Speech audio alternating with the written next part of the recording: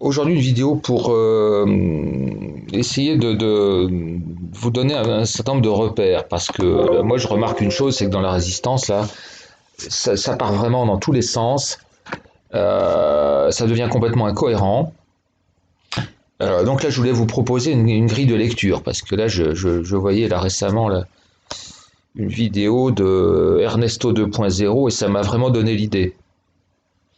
Donc Ernesto 2.0 qui est sur le point apparemment de partir dans les pays de l'Est aussi. Hein. C'est la grande migration. Je vous ferai une vidéo, moi que je trouve indispensable sur ce qui est en train de se passer. Il y a un basculement du mâle blanc, du tertiaire, qui est en train de se produire et dont on ne mesure pas actuellement les effets. Et je pense que Ernesto 2.0 fait partie aussi de ça quelque part. Alors, dans la dissidence, la résistance, vous avez une galaxie de personnages, plus ou moins importants. Quand on regarde objectivement là, ce qu'il y a actuellement, on voit que le persoral, il reste quand même en haut de l'affiche, hein, malgré contre vents et marées. Bon, là encore, je n'adhère pas à tout ce qu'il raconte, enfin, etc. Je suis pas, des choses que j'apprécie, d'autres moins.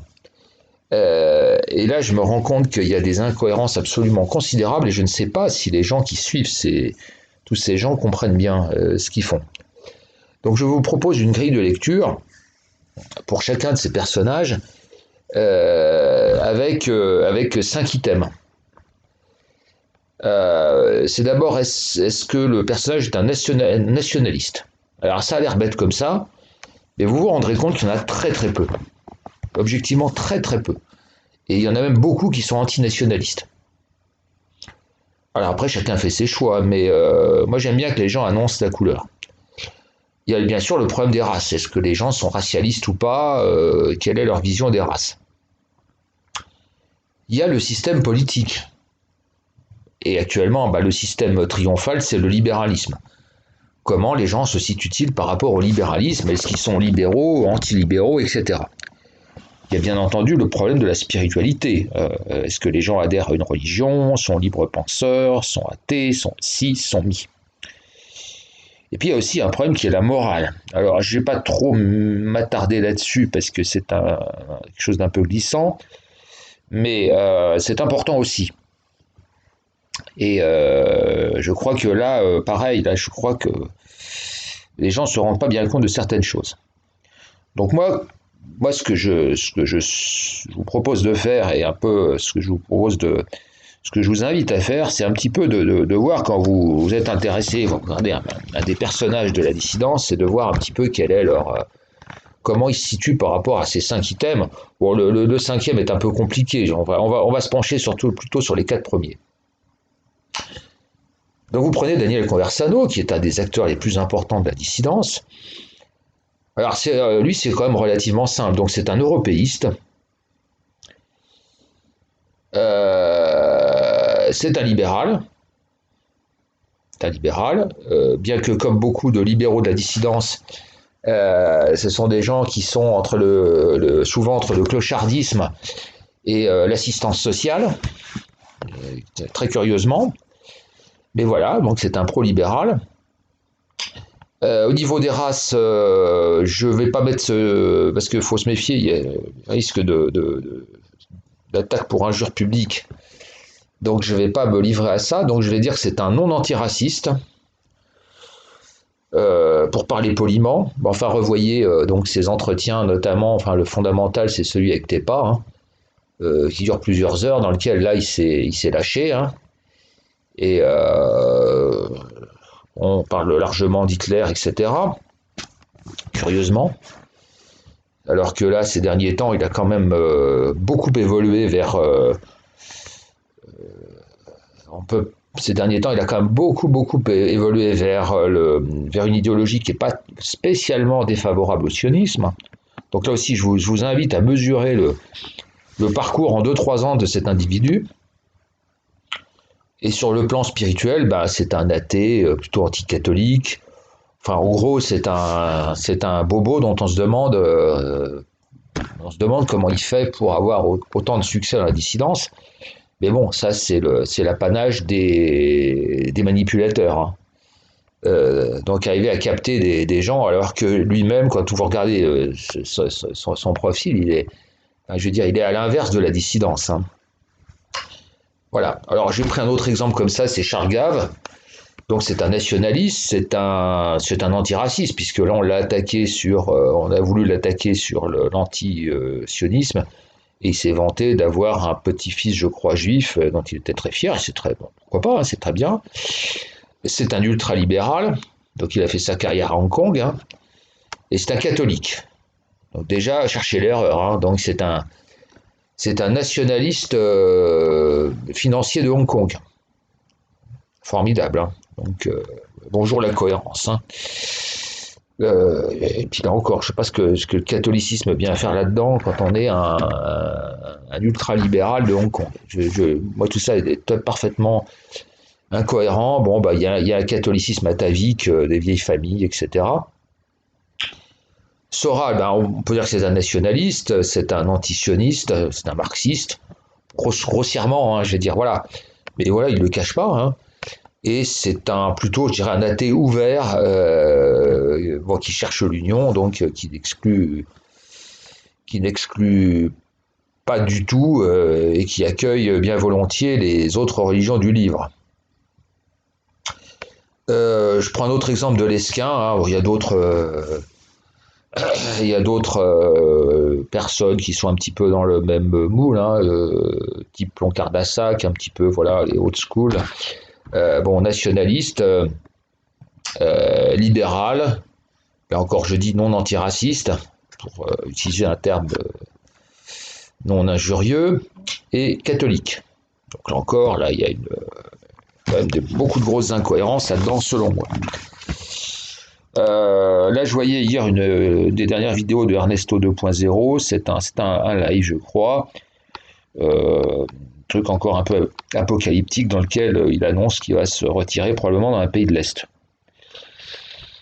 Alors, c'est très intéressant parce qu'il se définit quand dans le chat, question, on lui pose quelle est ta profession, et très fièrement il dit je suis un intellectuel qui vit de ses idées. Voilà, bon, bah ça c'est pour dire je vis de vos dons quoi. Peut-être d'aide sociale, je sais pas. Enfin ouais, bon, bah, si on veut quoi. Donc là on est plus proche d'une on est plus proche de Diogène de Sinope que d'autres choses, hein. Voilà, alors si j'essaie de l'analyser, est-ce qu'il est nationaliste? Alors ça, rien ne me l'indique. Au niveau du racialisme, c'est pas clair du tout. Alors ce qui est très intéressant, c'est qu'il réaffirme son libertarianisme. Donc ça, c'est quand même très intéressant. C'est-à-dire que ce type est c'est un libéral extrême. Et en fait, ce qui fustige le plus, c'est de payer des impôts et des taxes. Donc voilà ce qui le gêne, hein. Donc voilà, alors ça le gêne, mais bon bah c'est sûr que s'il vit seul au fond d'un bois, ça le gêne peut-être pas trop, il a 32 ans, mais quand on a une famille, quand on a des gosses qui des fois peuvent être malades, etc., on est quand même bien content d'avoir un système de santé, d'avoir des hôpitaux, d'avoir quand même des services publics. Et tout le monde n'est pas obligé de vivre comme lui, comme Diogène, hein. Donc moi j'aime bien le diogénisme. Donc voilà, il y a plein de gens qui le suivent. Alors en plus, ce qui est très drôle, c'est qu'il est gilet jaune. C'est très curieux. Comment on peut être à la pointe du gilet jaune et d'être un ultra-libéral. Enfin, c'est quand même c'est très très étrange, hein. D'ailleurs, il parle beaucoup d'argent, il parle beaucoup de son capital, etc. Puis bon, il va faire comme les autres, il va se tirer en Roumanie et espère vivre comme un nabab parce que il partira avec un capital il s'imagine qu'avec 50 000, il espère 50 000 euros et il espère vivre finalement comme les autres, hein, vivre bien tranquillement, pas foutre grand chose, grâce à ces euros qu'il aura économisés. Donc tout ça est vraiment, je trouve, pas bien brillant. Il semble être libre penseur, j'allais dire, il est avant tout Ernesto 2.0iste. Hein. Donc c'est un personnage qui est beaucoup autocentré, donc euh, qui essaye de vivre en faisant le moins possible, et puis comme il n'a pas d'activité professionnelle ou autre, hein, ça peut être alors on va dire associative ou pas de passion particulière, il comble son narcissisme avec son fan club 2.0. Donc là, on est dans l'étrangeté la plus absolue.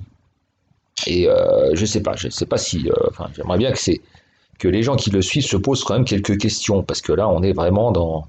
Alors, si on veut voir les choses correctement, on va dire que c'est un peu un philosophe. Ça ressemble un peu à un philosophe de l'Antiquité, vous voyez, qui vivait presque dans la misère et puis qui vivait de la charité de ses adeptes. Hein. C'est un petit peu le modèle. Donc, je dirais qu'Ernesto 2.0, ça ressemble à un philosophe grec un peu antique, quoi. Voilà. Ça, c'est la version gentille que je peux avoir de lui. Alors voilà, moi je vous invite à faire ce même exercice avec tous les gens là, avec Dieudonné par exemple, avec Delavier, avec Piero San Giorgio, avec voilà tous ces gens. Posez-vous des questions, essayez de voir un petit peu, parce que vous allez vous rendre compte que dans toute cette sphère, il y a quand même beaucoup de gens qui sont là pour vous soutirer du pognon. Vendent leurs bouquins, vendent leurs méthodes, vendent leurs trucs, vendent les cagnottes, etc. Finalement, quand on prend du recul, quand on prend de la hauteur, on se rend compte qu'il y a quand même il y a énormément d'escrocs, quoi. C'est quand même phénoménal. Hein. Finalement, c'est ça que je retire. Vous avez des gens dont on se rend compte finalement qu'il n'y a quasiment pas de nationalistes. Il n'y a que des libéraux. Et ce que je dis libéraux, c'est bon, Charles Gall, c'est un grand libéral, hein, il a fait ses preuves. Mais vous avez des petits libéraux, c'est-à-dire des gens qui rêvent de faire fortune avec très peu sur une matière extrêmement faible, extrêmement peu utile. Donc finalement, ils fustigent une société de consommation, mais qu'est-ce qu'ils ont à vendre? Ce qu'ils vendent, c'est vraiment je veux dire, vaut mieux acheter des pots de Nutella que certains bouquins et que certains trucs, quoi, franchement. Quand vous réfléchissez bien, regardez ce qu'ils veulent vous vendre. C'est affligeant. Affligeant. Donc là, il y a beaucoup d'incohérences, il y a beaucoup de malhonnêteté, je trouve. Il y a énormément de parasites, d'opportunistes, de profiteurs.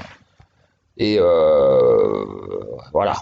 Alors moi, je veux rappeler, moi, personnellement, ce que je suis. Moi, je suis nationaliste. En ce qui concerne le libéralisme, je suis anti-libéral.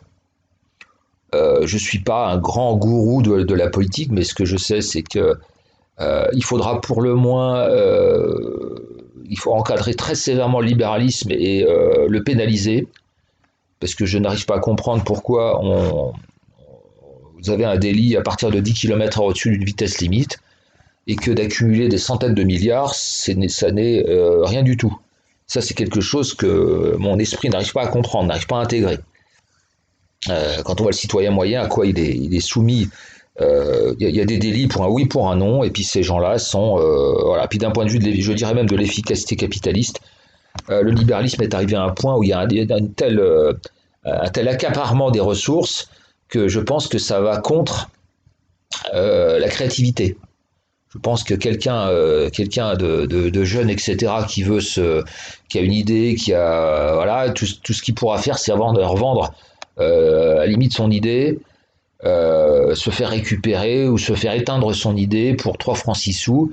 Et je pense que ces gens qui ont un monopole sont...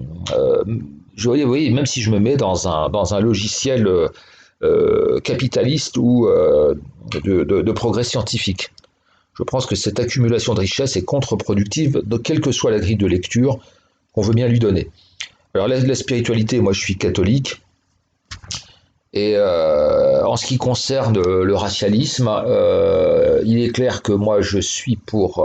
il faut procéder dans l'ordre, il faut bien entendu fermer les frontières, il faut supprimer les aides sociales pompe aspirante, Il faut favoriser la remigration. Alors, je suis pas pour dire c'est l'alpha de l'oméga. Moi, je suis pour la politique des. Je pense qu'un petit pas résolu vaut mieux que de grands discours irréalistes. Voilà, et aller vers